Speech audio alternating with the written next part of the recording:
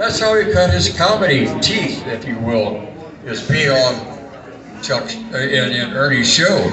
So came the time when, you know, Tim got the itch to see how far he could go into business. He was already very popular in this area, but nobody knew him in LA, and that's where the money is. So he went out there. Well, it was kind of a funny bit because you remember Rose Marie from the Dick Van Dyke Show?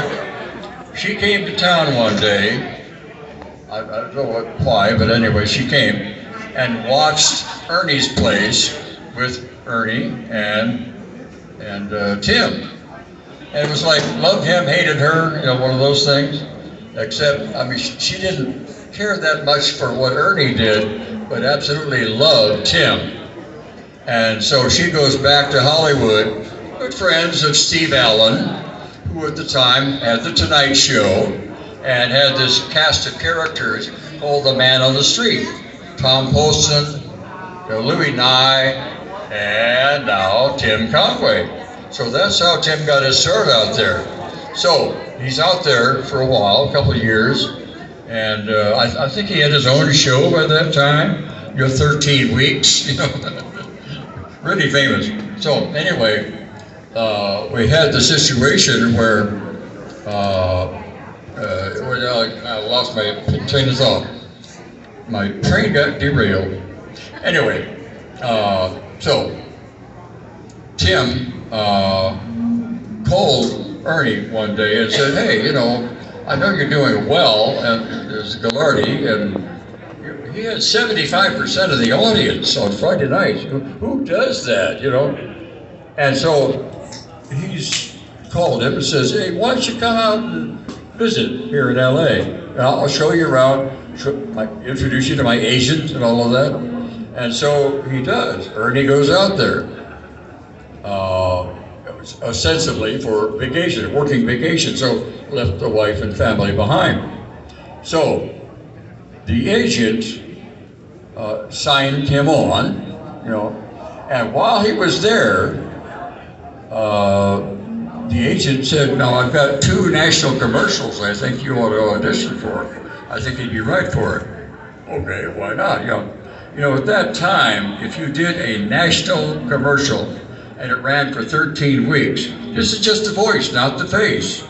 I mean, of course, Ernie with that voice, holy smoke, the love boat, you know, all that. And so he goes on that audition. Now there were 2 national spots that were up for grabs, as it were. So he auditioned for both of them. One was Lincoln Mercury, I forgot the other sponsor. But remember C. Hunt and Lloyd Bridges? Well, his agent called the producer of one of those commercials, and he says, what do you want this nobody for? I can get you Lloyd Bridges for the same price. And the guy says, oh, well, okay, we'll do that. So Ernie lost the 1 spot. But bottom line, before that happened, that agent sent all his other voiceover talent. You know, see if they can get the $20,000. And every other agent in town sent their top voiceover people for those same 2 commercials. Ernie won both commercials. Then lost it to Lloyd Bridges, so there, what, $10,000 went flying by. But I mean, imagine going out for like 10 days and you're got $10,000 in your pocket going home. Logically, he's saying to himself, what the hell am I doing in Cleveland if I can make that kind of money out here? Okay. Second part of that story, Ernie was doing his thing, and very successfully, and he goes out there to visit Ernie. And they were close friends, and they worked so tightly together. And so he goes to a recording session with Ernie. Ernie's in the room over there, and he's got a pile of commercials. I mean a pile, not that much, but that much. National commercials included, so you can imagine it's like turning out sausages, expensive sausages. They're just crazy. So inside the room, is the director, the engineer, and the agent, and Chuck. And now this was like on a Tuesday, and he found out that Ernie did that sort of a thing, his routine, if you will, twice a week, Tuesday and Thursday. And, you know, making money, you know. And the agent turns to Chuck and says, Chuck, do you have any control over Ernie? And Chuck just, you know, nobody had any control over Ernie. Forget that part. Why do you ask? Well, you know, he only comes in Tuesday and Thursday. If we could get him in one more day a week, we could make some, because he got 10% of whatever Ernie made. Hello. But that's the business. So I'd like to have him one more day a week. We can make some serious money, he said. And Chuck, being curious, says, well, what's he making now? And he said, well, about $1 million a year.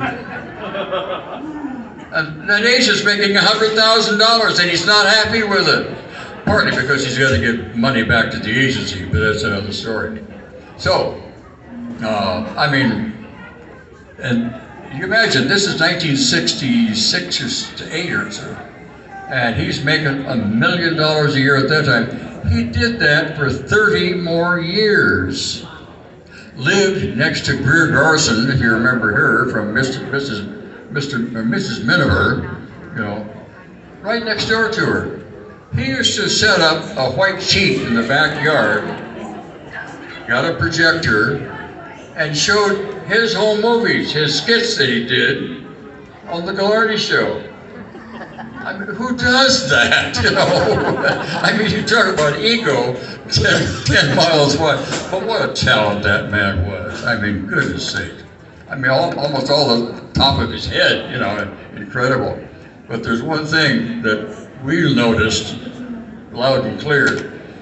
Ernie loved to drink, right? I mean, not just sip, there's a bar 2 doors down from on Euclid Avenue where the station was, before it moved out of the freeway. And what you saw on the camera was Ernie doing his thing, a little bit of sound music, and then moving for 10 minutes. Came back, there'd be Ernie again, etc. And this went on, you know, all night, live, you know, on his part. Ad-libbing all this stuff, incredible, what a talent. And so, this one time, I mean, they had the camera, or the TV on in the bar, so he would know roughly when to go. So, he's sitting there, and the rest of us are waiting for Ernie to come back on the air. And we saw him say goodbye for now, blah, blah, blah. A little bit of sound and music to go out on, and then an empty chair. I mean, no, he was in the bar. He's looking at the empty chair on his TV in the bar. And you never saw him. He was not in that good a shape physically. I mean, he played basketball, whatever, but the speed he had to make to get off that bar stool or run back to the station, all the time, empty chair, you know, and apologizes profusely. But I mean, he had memos saying Ernie. I mean, he kept them. I don't know if he laminated them, but I know I'm going too long. No, I just wanted, the question was, how did Did they ever answer the question? No. Oh.